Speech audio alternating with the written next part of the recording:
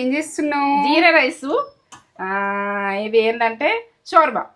జీరా rice కు షోర్బా. ఇప్పుడు మనకి బిర్యానీకి, పరోటాకి ఇవన్నిటికి పనిచేసేటట్టు మన రెస్టారెంట్ లో ఇట్లా ఇది చూపెడుతున్నా. జీరా రైస్ కాంబినేషన్ కూడా బాగుంటది, బిర్యానీలకు కూడా బాగుంటది. ఇది ఒక కమ్మగా వాసన వస్తుంది. ఇది ఎట్లా చేసిన అన్నది నేత్ర ఫుడ్ ఛానల్కి వెళ్ళిపోయి అర్జెంటుగా చూసి చేసుకొని కమ్మగా తినేది చూడుర్రి. ఇది విషయం పొగలు పొగలు పొగలు పొగలు వస్తుంది. తేజ తిన్స్ పెట్టరా లైక్ గుమాయిస్తుంది అంతా ఇట్లా ఇల్లు మొత్తం మన అపార్ట్మెంట్ మొత్తం వస్తుంది కావచ్చా. అంత బాగుంటుంది జీరా రైస్ అంటే. కంచాలు తినేస్తాము, అంత బాగుంటుంది.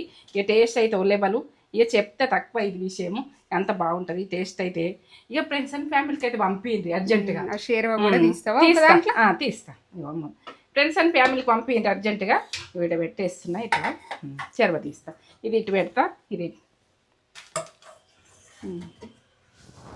చెరవ తీస్తా. ఇది ఎట్లా చేసిందో ఏం చేసిందో మొత్తం మన నేత్ర ఫుడ్ ఛానల్కి వెళ్ళిపోయి మీరు చూసి ఏంటంటే మన రెస్టారెంట్కి పోతేనే మనం తింటామని కాదు. ఈ చెరవ అట్లా ఉంటుంది, అంత బాగుంటుంది, టేస్ట్ కమ్మ ఉంటుంది. చేసుకొని కమ్మతనంలా ఈ షేర్వ గురించి అన్నా మన రెస్టారెంట్కి పోయితే బిర్యానీలకు పనికి వస్తుంది, జీరా రైస్కు, మనము పుల్కాలకు, చపాతీకి అంత బాగుంటుంది. ఇక టేస్ట్ అయితే అంత.